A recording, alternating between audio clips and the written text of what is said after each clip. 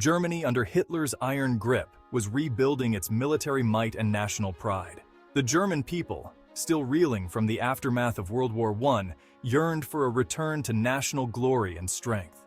A powerful navy, a Kriegsmarine capable of challenging British dominance at sea, was central to this ambition.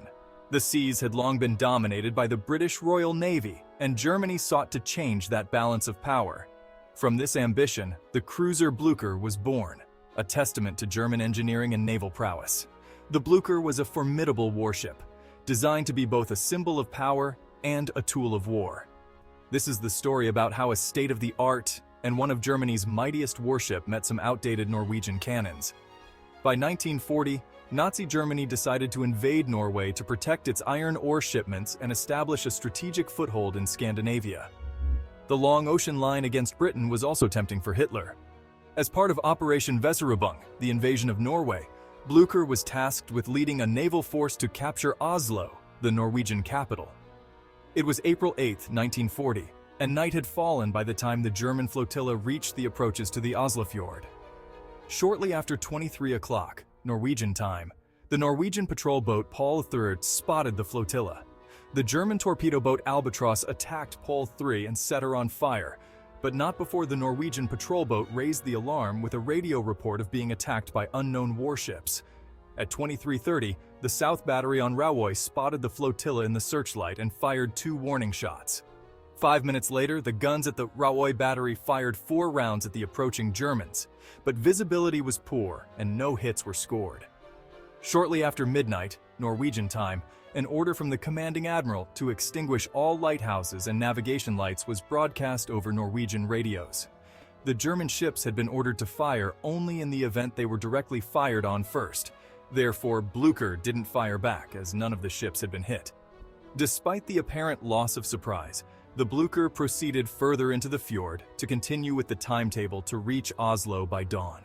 At 4:20, Norwegian searchlights again illuminated the ship. This time it was spotted by the historic Oscarsborg fortress, armed with powerful torpedoes and coastal artillery. Commander Birger Eriksen, in charge of Oscarsborg fortress, made the critical decision to open fire. At around 4:21 a.m., the fortress opened fire with its aging but effective 28 cm guns, followed by 2 torpedoes. Several smaller guns in other batteries also wanted to join the action when they became aware what was going on. The first 2 cannon hits from the fortress hits on her port side. The first was high above the bridge, hitting the battle station for the commander of the anti-aircraft guns.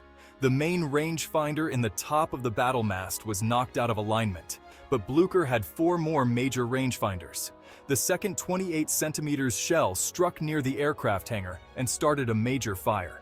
The Germans were unable to locate the source of the gunfire and increased the speed to 32 knots in an attempt to get past the Norwegian guns.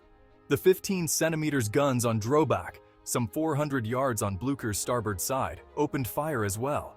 After the first salvo from the 15 cm batteries in Drøbak, the steering from the bridge was disabled. Blücher had just passed Drøbak shallows, and was in a turn to port. The commander got her back on track by using the side shafts, but she lost speed.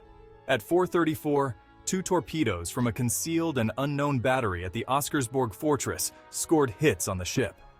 Blücher managed to get out of firing range of the Norwegian cannons, but the fire spread to one of her anti-aircraft gun magazines, causing a large explosion, and then spread further to the ship's fuel bunkers. Within hours, Blücher capsized and sank, taking with it over 600 of its crew and soldiers. The loss of Blücher had immediate strategic consequences. The delay caused by the sinking allowed the Norwegian royal family, government, and national treasures to escape Oslo. It also gave the Norwegian military crucial time to mobilize and resist the German invasion. While Norway eventually fell to the German invasion, the sinking of Blücher remains a proud moment in Norwegian history. Today, the story of Blücher's sinking is remembered as a symbol of resistance.